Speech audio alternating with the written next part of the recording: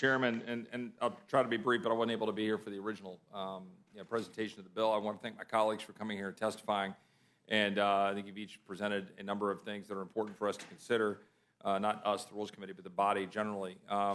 And just, I mean, a couple of points. I'd say Mr. Gates from Florida, you've presented, I think, a number of amendments and have a number of things that you're offering that you think that would improve the National Defense Authorization Act. And there's a number of different categories of the things that I know that you have put forward.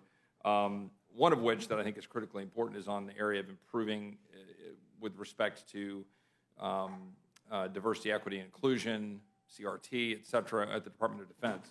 Could you just expound just a little bit more on why that is so critically important for the purposes of recruiting at the Department of Defense, for cohesion, for morale, for having a strong national defense for purposes of standing up against China and other enemies and adversaries around the world?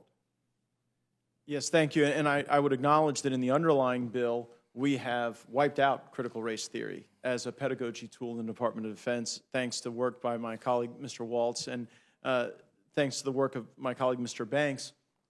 The diversity, equity, and inclusion positions at DOD won't be these $180,000 jobs. I think he's capped what they can make at around $50,000.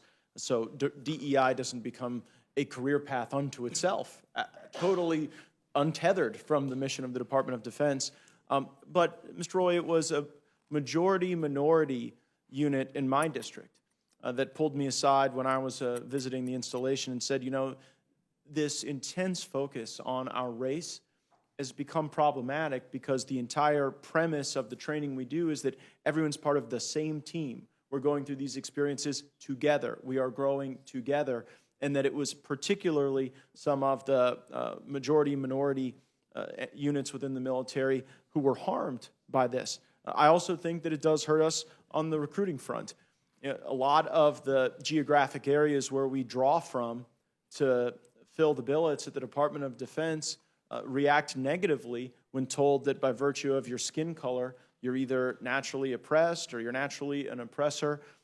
Oftentimes, the diversity, equity, and inclusion premise that the department advances is a direct critique of the values that the country learned through the civil rights movement, that we should be judged by the content of our character, not the color of our skin. And I think, Mr. Roy, you might not have been, I won't make everyone suffer through it again, but I did point out that on the promotion packets, Secretary Austin first demanded that the photos be taken off, and then when that had the direct opposite result that he'd hoped, he required a reversal of that, so that we are not, you know, on the teeter-totter of DEI, we simply ought to ban its adoption and practice in the military. So you're offering an amendment that would prohibit federal funds for training on diversity, equity, and inclusion, correct? Yeah, that's correct. That is amendment number 314. And so the bottom line here is there were improvements made in the NDAA, but they didn't go far enough, right? I mean, that would be the ultimate point about what we have with respect to continuing to divvy us up by race, to use the language that Chief Justice Roberts used in previous rulings, and obviously something that we just saw unfold with respect to affirmative action and the rulings by the court. What we're trying to do is move to a colorblind, race-neutral worldview where we're focused on building a national defense and a military that is focused on, you know, blowing things up and killing people, not on social engineering wrapped in a uniform.